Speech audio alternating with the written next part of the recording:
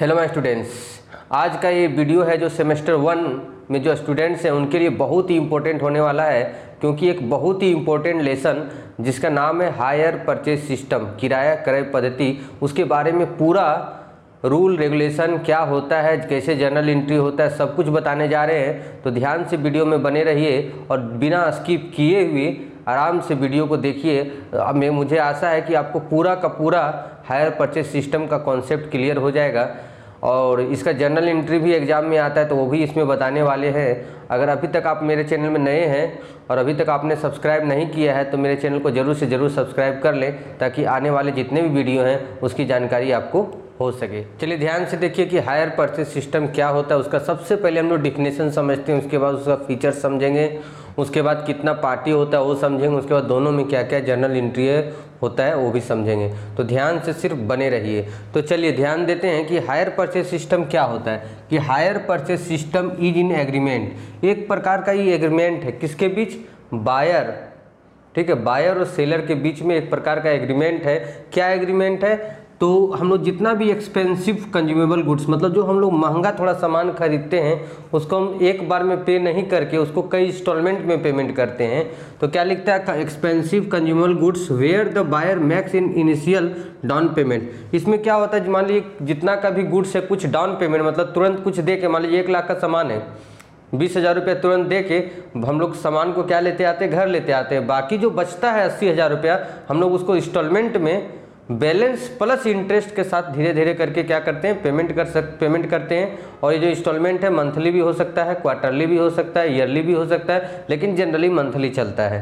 तो यही चीज़ होता है कि हायर परचेज सिस्टम पे हम लोग जो भी सामान एक्सपेंसिव सामान खरीदते हैं, हायर परचेज सिस्टम पर जो भी हम लोग एक्सपेंसिव सामान खरीदते हैं, हम लोग बायर और सेलर के बीच में एग्रीमेंट क्या होता है कि अभी हम कुछ डाउन पेमेंट करेंगे, वो टर्म एंड कंडीशन के अनुसार होता है, हो भी सकता है नहीं भी हो सकता है। मान के चलिए कि डाउन पेमेंट जरूरी है, ठीक है, तो डाउन पेमेंट हम लोग कुछ डाउन पेमेंट करते हैं, जो पैसा बचता है तो जो ड्यू बचता है वो क्या किया जाता है, इंस्टॉलमेंट में। मान लीजिए कि हम बताए ना, 1 लाख रुपये का सामान खरीदे, 20,000 रुपये दे दिए, तो बचा कितना, 80,000। इसको 4 इंस्टॉलमेंट में देंगे 20-20 करके, लेकिन इंटरेस्ट के साथ। तो इसको क्या बोला जाता है, हायर परचेज सिस्टम।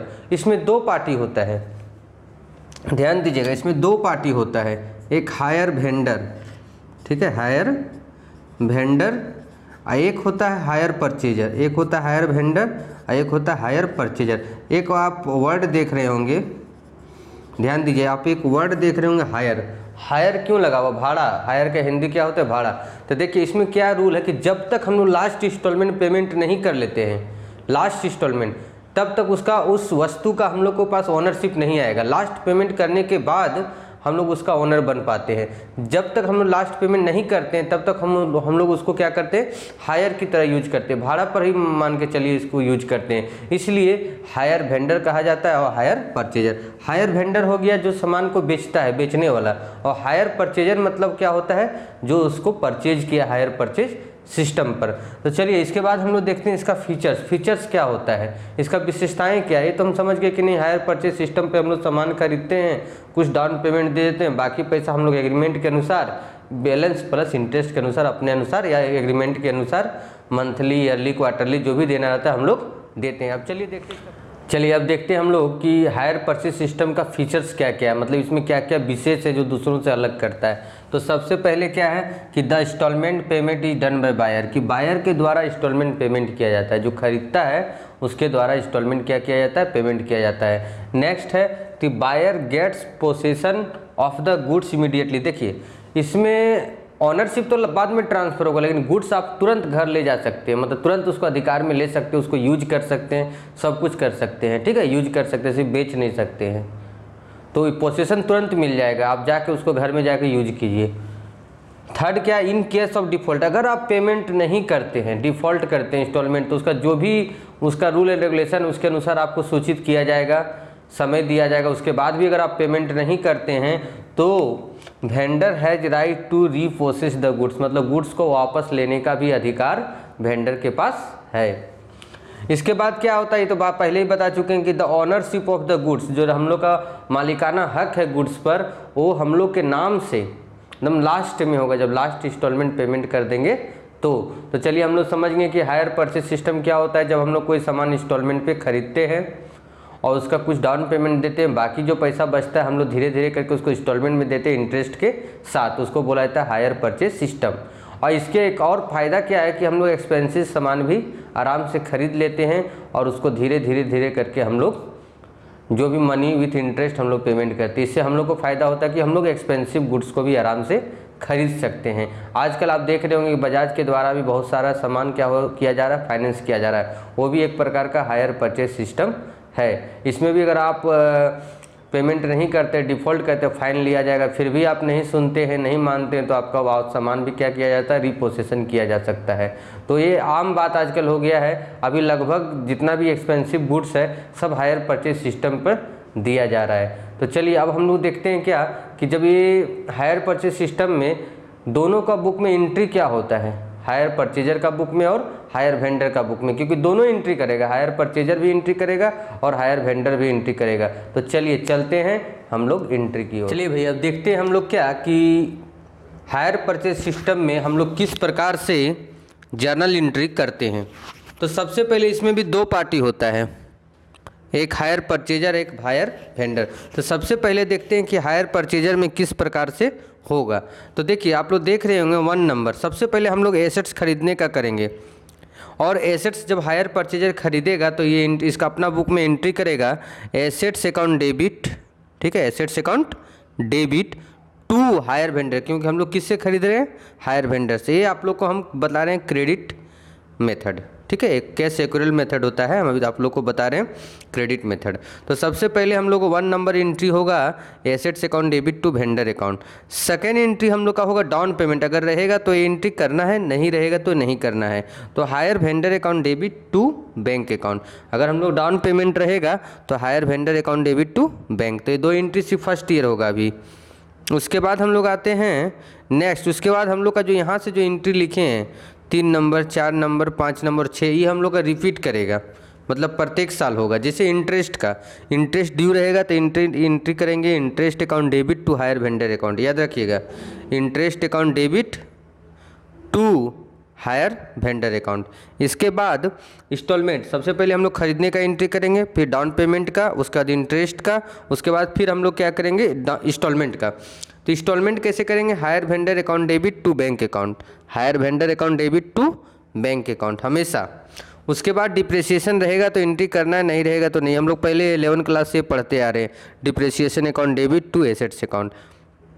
उसके बाद हम लोग को पता है कि डिप्रिसिएशन और इंटरेस्ट हम लोग के लिए एक्सपेंसेस है, उसको लास्ट में प्रॉफिट एंड लॉस अकाउंट में क्या कर दिया जाएगा, भेज दिया जाएगा। तो ध्यान रहे हम लोग को सिर्फ फर्स्ट एंट्री जो खरीदने का एंट्री था और डाउन पेमेंट ये सिर्फ फर्स्ट ईयर होगा, बाकी में जो हम लोग को यहाँ से लिखा हुआ है ना 3 नंबर से लेकर 6 नंबर, ये चारों एंट्री हम लोग का क्या करेगा, रिपीट करेगा, प्रत्येक साल होगा। चलिए ये तो हम लोग का हो गया हायर परचेजर में। अब हम लोग जाते हैं हायर वेंडर में, ठीक है। हायर वेंडर में हम लोग क्या होगा, बेचने वाला का बुक में एंट्री। तो इसमें क्या करेगा, वो खरीदा था, ये क्या करेगा, बेचेगा। तो ये हम लोग का रिसीवर कौन हो गया, हायर परचेजर अकाउंट डेबिट, मतलब सबसे पहले बेचने का एंट्री करेगा। हायर परचेजर अकाउंट डेबिट नाम दिया रहेगा तो आप लोग नाम भी लिख सकते हैं, hire purchaser account debit to hire sales, ये सेल्स लिखेगा क्योंकि इसके लिए गुड्स है। उसके बाद ये भी डाउन पेमेंट का एंट्री, बेचने के बाद डाउन पेमेंट अगर कोई हायर परचेजर दिया है तो एंट्री करेगा, इसके पास पैसा आया होगा, bank account debit to hire purchaser account. ये इनके लिए इंटरेस्ट रिसीवेबल है तो ये एंट्री करेगा hire purchaser account debit to interest account. क्यों, क्योंकि इसके लिए प्रॉफिट है, इसलिए इंटरेस्ट को क्या करेगा, क्रेडिट करेगा। और इसके इंटरेस्ट का जो अमाउंट है कब मिलेगा, इंस्टॉलमेंट के साथ। तो जब इंस्टॉलमेंट मिलेगा तो इसके पास इंस्टॉलमेंट आएगा, ये लिखेगा bank account debit to hire purchaser account. इसके बाद ये भी इंटरेस्ट को क्या करेगा, पीएल में सेंड कर देगा। तो चलिए आप लोग का ये हो गया हम लोग का एंट्री। इसके बाद हम लोग का आता है इसमें अकाउंट, क्या आता है इसके बाद हम लोग का इसमें अकाउंट।